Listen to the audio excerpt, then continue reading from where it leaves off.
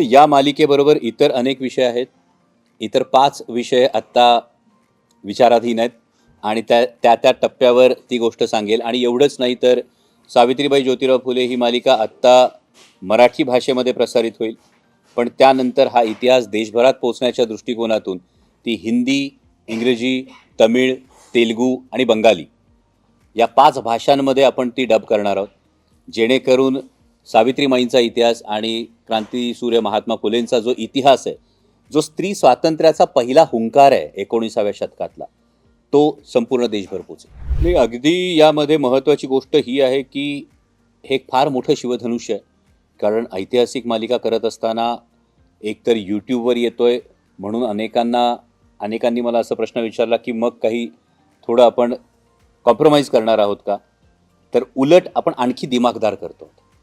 म्हणजे आधी एक एपिसोड पूर्ण होण्यासाठी साधारणतः 1.25 ते 1.5 दिवस जर टेलिव्हिजनवर लागत होता, आत्ता जो पहिला एपिसोड झाला आहे त्याला आम्ही 4 दिवस घेतलेले. त्यामुळे त्यातलं टेकिंग तुम्हाला बदललेलं दिसेल, त्यातली भव्यता तुम्हाला ही आणखी वेगळी दिसेल, जी प्रोमोमध्ये सुद्धा तुमच्या लक्षात आली असेल की ही भव्यता ही एका वेगळ्या पातळीवर आपण नेतोय. आणि आर्थिक गणित जुळवायचं तर यामध्ये जसं आपल्या सगळ्यांच्या माध्यमातून ही गोष्ट समोर आली की काही व्यक्तींनी यासाठी सुरुवातीला मदत केली. आमदार रोहितदादा पवार असतील, आदरणीय छगन भुजबळ साहेब असतील, त्यानंतर आमदार जितेंद्र आव्हाड असतील, या लोकांनी सुरुवातीला एक आर्थिक मदत देऊन एक चांगला हातभार लावला. त्यानंतर यूट्यूबचा जो काही रेव्हेन्यू आहे त्यापैकी आपल्यापैकी बरेच जण यूट्यूबचा रेव्हेन्यू हा पुरेसा नाही, तुमच्या प्रश्नामध्येच ही गोष्ट ही मान्य आहे, ही गोष्ट समोर येते ती म्हणजे यूट्यूबचा जो रेव्हेन्यू आहे हा यूट्यूबचा रेव्हेन्यू हा तितका मोठा नसतो जो मालिकेचं संपूर्ण बजेट पाठिंबा देऊ शकेल.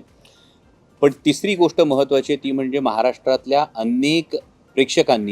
अनेकांनी ही इच्छा व्यक्त केली की आम्हाला या मालिकेसाठी काहीतरी योगदान द्यायचं. पण ते योगदान देत असताना क्राऊड फंडिंग करून मग मालिका उभी करणं यापेक्षा आम्ही हा पर्याय निवडला की आधी एपिसोड बघा.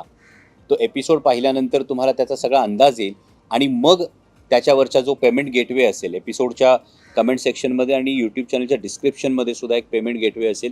या पेमेंट गेटवेवर ज्यांना ही मालिका आवडली, ज्यांना आर्थिक योगदान द्यायचं आहे, ते स्वेच्छेनं जे हवं ते योगदान देऊ शकतील.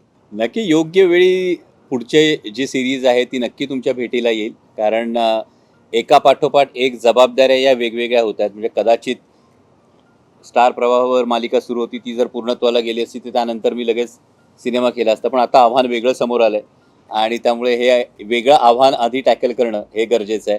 आणि त्यामुळे यानंतर जसं मी मगाशी म्हणालो तसं एकूण 5 मालिका या आपण मराठी वारसावर टप्प्याटप्प्याने घेऊन येणार आहोत आणि योग्य वेळी सिनेमासुद्धा आपण करू.